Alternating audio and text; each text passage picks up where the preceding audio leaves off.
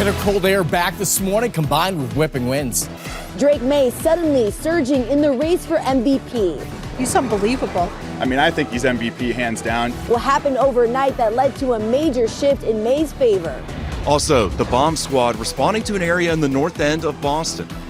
A developing story, a homicide investigation is underway in Methuen. The latest on what we're learning here. And preparations being made to ring in the new year. What city leaders want you to know before first night in Boston. This is 7 News Today in New England. First at 6, we are waking up to a bitter blast. Temperatures dropping overnight, and along with it, some whipping winds. As we take a live look over the city, it feels like the single digits in some areas right now. Good Tuesday morning, and thank you so much for waking up with us. I'm Amaka Ubaka. And I'm Brandon Gano. Yeah, winter seems to be in full force.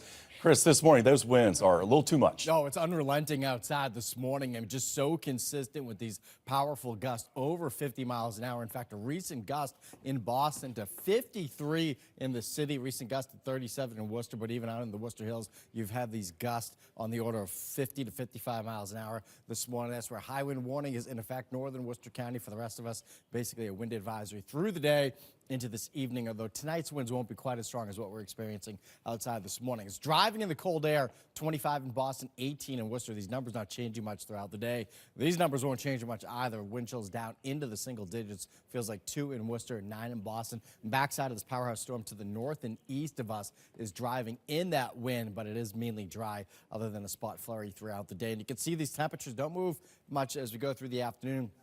Recovering into the mid-20s this afternoon, and I do think overall it is going to be pretty quiet today and quiet tomorrow. Again, a couple of snow showers and flurries out across western Mass. That's going to be about it. Not quite as cold nor as windy tomorrow. A little bit of light snow to track overnight, New Year's Eve into early New Year's Day.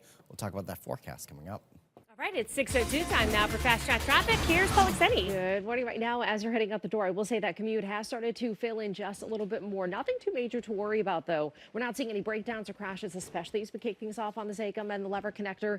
Just a little bit busier than we saw about 15 to 20 minutes ago. So an extra couple minutes will help, especially as you're heading inside the O'Neill Tunnel. The opposite direction, really quiet for now. We love to see that, especially as you're moving away from the city. That always tends to be even quieter. So further away, places like Wilmington and Andover, not seeing as much of that buildup. The expressway, roughly the same. So if you're traveling right by Columbia Road, a little bit shaky. You can see some of that wind out there too, right? Just give yourself some extra time here. Freeport Street will look the same. If you're traveling in the opposite direction, the entirety of that commute, though, towards Braintree Split is looking fantastic.